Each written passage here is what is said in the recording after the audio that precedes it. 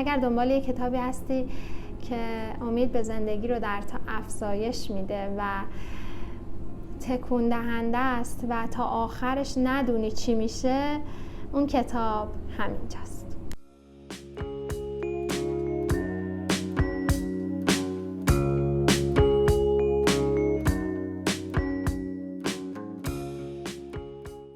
امروز اومدم بهتون کتابی رو معرفی بکنم از یک نویسنده فرانسوی که در سال 2007 کتابی رو به چاپ رسوند که انقدر محبوب شد تا به 20 زبان زنده دنیا ترجمه بشه و در کل دنیا یکی از معروف ترین کتاب هایی بشه که مردم توی این عصر جدید خونده باشن. ژان تولی نویسنده کتاب مغازه خودکشی هستش که یکی از طراحهای فرانسویه و کتابی که نوشته کتابی رمانوارانه با طنز سیاه و فانتزی های سیاهه. این کتاب برعکس اسمش که مغازه خودکشیه در مورد امید به زندگیه و امید به زندگی رو در ما بیشتر میکنه. کتابی که اینجاست بیشتر در ارتباط با چگونگی زندگی کردن در دنیای سیاهه، در دنیایی که پر از مشکلاته و چطور باید همزمان با اینکه تمایل عجیبی به تمام کردن این زندگی داریم، همزمان و همراه با اون دوست داریم زنده بمونیم و زندگی کنیم و امید داشته باشیم.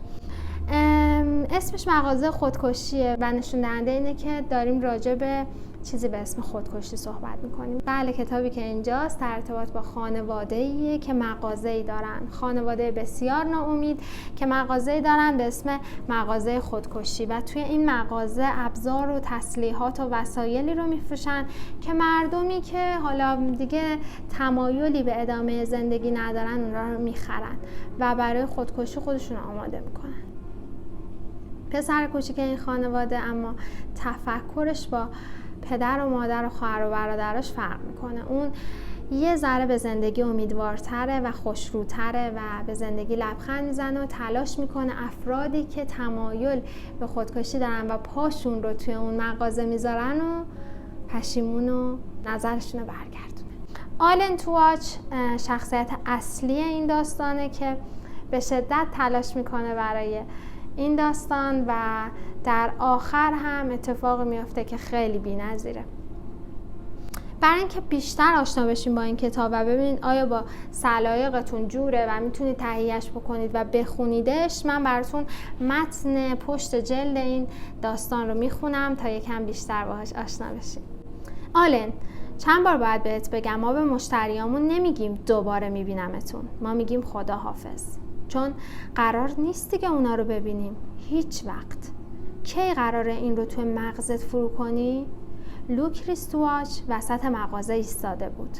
تکه کاغذی را در دستهای مشت شده‌اش می‌فشرد و از عصبانیت می‌لرزید. فرزند کوچکش هم روبرویش ایستاده بود و با خوشرویی به او نگاه می‌کرد. او به طرف پسرش خم شد و با جدیت سرزنش کرد. به علاوه اون دست از جیک جیک کردن بردار، ادای او را درآورد. صبح بخیر. وقتی مردم میان تو باید با صدای مرگبار بهشون بگی چه روز بدیه مادام، یا امیدوارم در اون دنیا خوش باشید موسیو. لطفاً لبخند نزن. میخوای تمام مشتریامون رو بپرونی؟ چرا عاشق اینی که به مشتریامون با چرخوندن چشمات و تکون دادن دستات کنار سرت خوش اومد بگی؟ فکر میکنی مردم میان اینجا که لبخند تو رو ببینن؟ واقعا رو اعصابه. یا باید بهت پوزه بند ببندیم یا باید خودت درست رفتار کنی. بله، این یه تیکه از اون کتاب بود که حالا این نسخه که دست منه 132 صفحه هست و من توی یک شب خوندمش. به شدت جذاب بود و نتونستم این کتاب رو زمین بذارم و وقتی که تموم شد تا چند ثانیه اینجوری بودم و خیلی برام عجیب بود.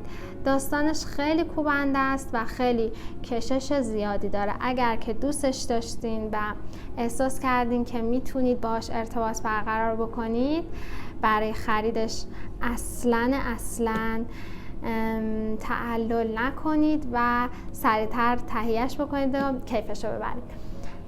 علاوه بر اون اینکه من پلیلیستی دارم راجع به معرفی کتاب ها که معرفی کتاب ها رو میتونید دنبال بکنید و ببینید. اون پلیلیست این مغازه خودکشی هم داخلش میذارم. هر هفته 2 تا اپیزود داریم، تحلیل شعر هست، معرفی کتاب هست، بعد راجع به داستان‌های پولک ابریشمی هست و میتونید اونا رو دنبال بکنید و منو سابسکرایب کنید و یادتون نره اگه این کتابو خوندین بیاین کامنت بذارید ببینم که نظر شما چی بود، چون من که خیلی باهاش حال کردم و لذت بردم. امیدوارم که تا اپیزود بعد مراقب دل مهربونتون باشین و یادتون نره که من سابسکرایب کنید تا اپیزودهای بعد رو از دست ندین. دوستتون دارم.